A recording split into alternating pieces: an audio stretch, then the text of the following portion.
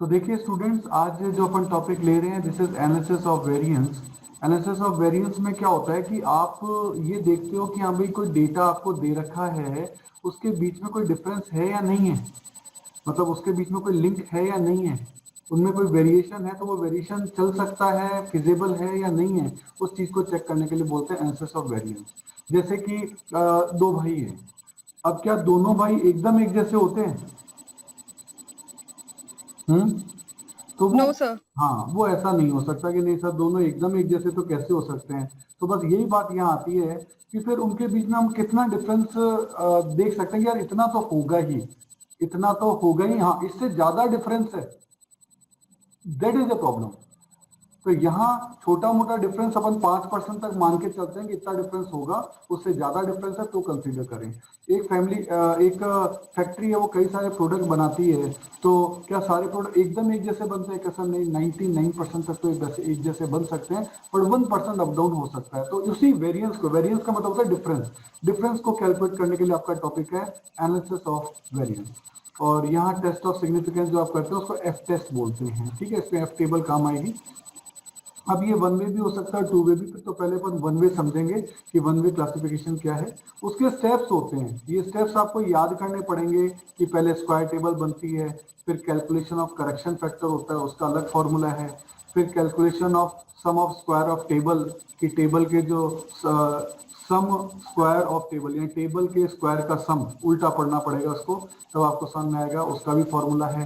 Then calculation of sum square of column, यानी column के square का सम उल्टा पढ़ोगे इसको, कॉलम के स्क्वायर का सम, वो भी आपका आएगा, उसका फॉर्मूला है। Then calculation of sum square of error, कि कितना एरर हम इसमें मान सकते हैं, उसका भी फॉर्मूला है। तो फॉर्मूला तो मैं आपको बताऊंगा। और उसके बाद आपका आता है ANOVA table. ANOVA table is a short form of analysis का ए एन आ गया, ओ ऑफ वेरिएंस वी ए, ये बना अनोवा। तो ये अनोवा टेबल इसमें बनती है, इसमें भी आपके कॉलम है success of variance, sum of square, degree of freedom. Degree of freedom का मतलब है कि आप कितना मतलब देख सकते हैं कि दो भाई में इतना डिफरेंस तो हो ही सकता है, इतनी फ्रीडम तो होनी ही चाहिए, एकदम एक जैसे तो कैसे होंगे। और then variance, and then variance का रेशो, और देन अपन इसमें सीखेंगे कि इसका एफ टेबल में यूज कैसे होता है। तो बहुत सारी स्टेप्स हैं जिनका कि आपको यहाँ ध्यान रखना होता है, उन सबको अपन को फॉलो करना होता है। तो देखिए इसके लिए अपन ले रहे हैं अपनी वर्कशीट का क्वेश्चन नंबर 1। ये आपकी बुक शर्मा जैन पारी के अंदर एग्जाम्पल नंबर 2 है, और ये राजस्थान यूनिवर्सिटी 2012 में क्वेश्चन आ भी चुका है। क्वेश्चन कुछ ऐसा होगा कि तीन वैरायटीज आपको दे रखी हैं, x1, x2 और x3, और आपको कह रहा है कि ये तीन वैरायटीज हैं, क्या इनके बीच में थोड़ा बहुत डिफरेंस है, यहाँ 10 है, यहाँ 13 है, यहाँ 4 है, क्या ये डिफरेंस मतलब सिग्निफिकेंट यानी ध्यान देने लायक है या नहीं, ये आपको जस्टिफाइड करना है। ठीक है, तो ये आपकी मैट्रिक्स है 3 बाय 3 की, ये कुछ भी हो सकती है, अनइक्वल भी हो सकती है, इसमें ऐसा कोई रूल नहीं है। तो खैर यहाँ 3 3 है तो कोई दिक्कत ही नहीं है। अब आपको क्या करना है, इनका टोटल करना है। इसका टोटल क्या, 10 एंड 16, 26 एंड 19, 45, ऐसे 13 and 19, 32, 32 and 22, that is 54, and 4 and 7, 11 and 13, 24। और इन सभी टोटल का जो टोटल फिगर है, 3 × 3 की टेबल है, तो यहाँ कितना आएगा 9। और इन सभी टोटल का जो टोटल है वो है T, that is 123। In total का टोटल यानी इस पूरी टेबल का टोटल है एक तरीके से ये, दैट इज कॉल्ड टी। ठीक है, ये अपन ने कर लिए सब, और अपने काम आएंगे। स्टेप नंबर 1 है square the table. Square the table का मतलब पूरी टेबल का स्क्वायर करो। ये 10 है, 10 का स्क्वायर 100, 16 का स्क्वायर 256, 19 का स्क्वायर 361, 13 का स्क्वायर 169, 4 का स्क्वायर 16, ऐसे सबके अपन ने एज इट इज स्क्वायर कर दिए और उनका सम कर दिया। ये टोटल है इनका, मतलब इन तीनों को आप ऐड करोगे तो ये टोटल बन जाएगा। ये कहलाता है स्क्वायर द टेबल, यानी आपने टेबल की सभी वैल्यूज को स्क्वायर कर दिया और उसका टोटल कर दिया, क्योंकि ये सभी स्टेप आगे काम आएंगे।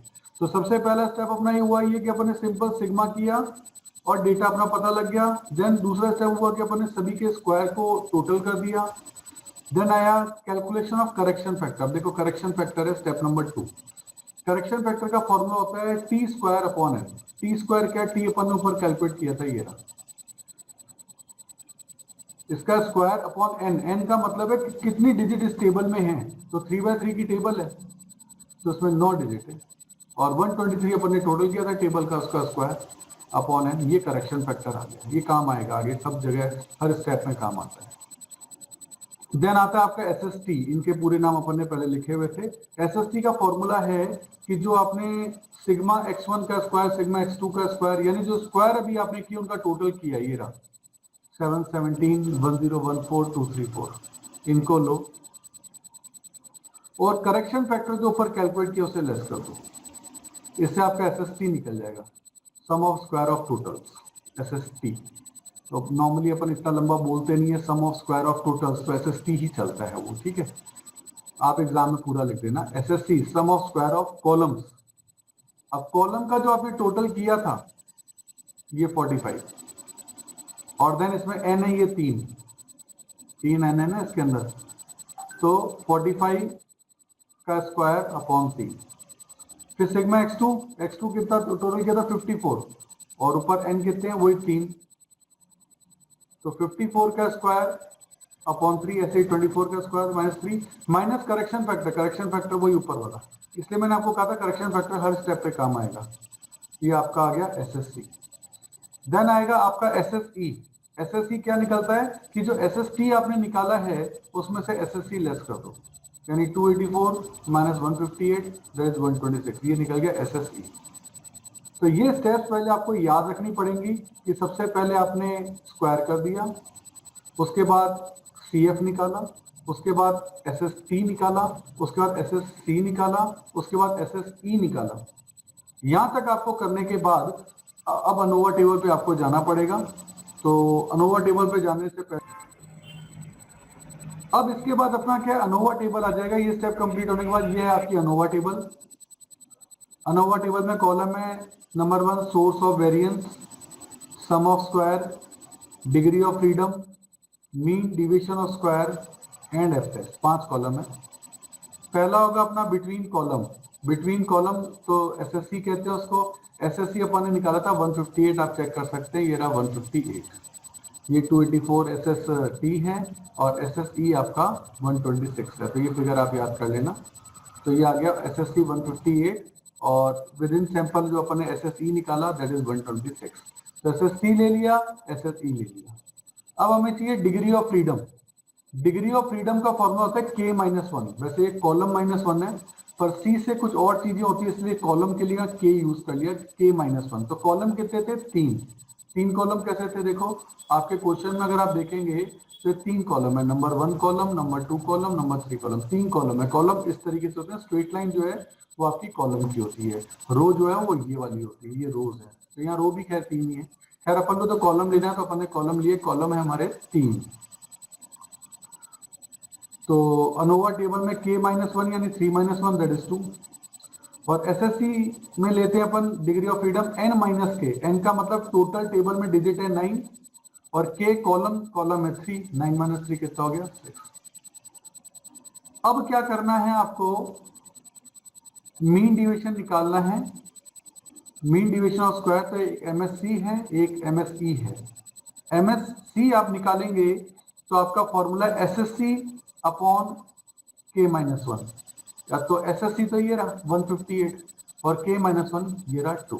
तो कुल मिलाकर इन दोनों को लेना और कुछ भी नहीं है। यहाँ भी इन दोनों को लेना है, 126 डिवाइड बाई 6 चेक करो 21। तो ये आया 79, ये आया 21।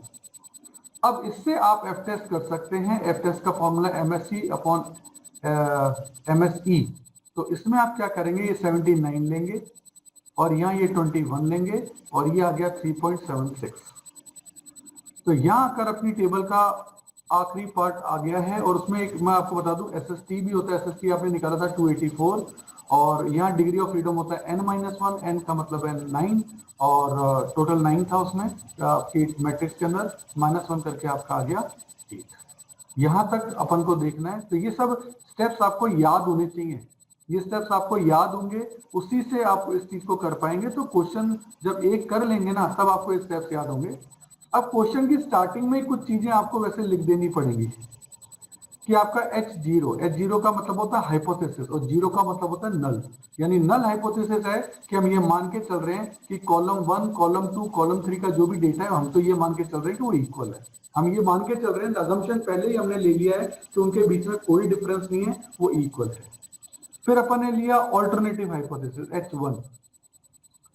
H1 क्या उल्टा यानी पहले हम इक्वल मान रहे थे, अब हम मान रहे नॉट इक्वल। ये लो जी नॉट इक्वल।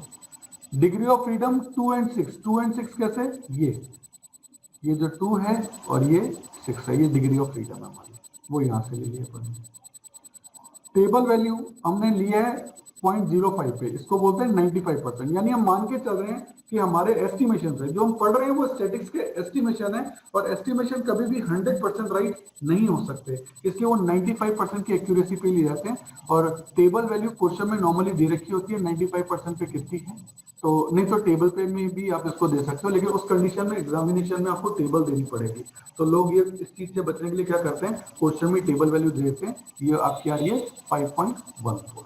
अब हमारी वैल्यू कितनी आई थी, हमारी वैल्यू आई थी इसमें 3.76, जो कि इस 5.14 से कम है। तो अब अपन को कंक्लूजन यहाँ लिखना पड़ेगा कि f की जो कैलकुलेटेड वैल्यू है वो 3.76 है, वो कम है हमारी टेबल वैल्यू से।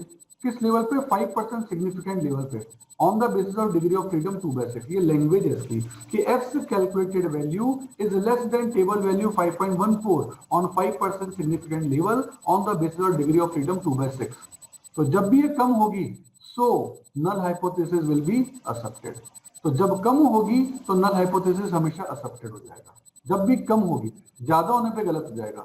तो null hypothesis will be accepted, so we can say that the difference are not significant। हम ये कह सकते हैं H0 जो अपना null hypothesis था कि तीनों इक्वल है, जो डिफरेंस है इतना डिफरेंस हो सकता है वो सिग्निफिकेंट नहीं है। सिग्निफिकेंट का मतलब ध्यान देने लायक नहीं है, इतना डिफरेंस हो सकता है। जो वेरिएबल्स हमको दे रखे हैं उनके बीच में इतना डिफरेंस हो सकता है, आपको ध्यान देने की जरूरत नहीं है। अगर इससे ज्यादा डिफरेंस होता, टेबल वैल्यू से ज्यादा आपकी वैल्यू आ जाती, देन उस कंडीशन के अंदर आपको ध्यान देने की जरूरत पड़ती।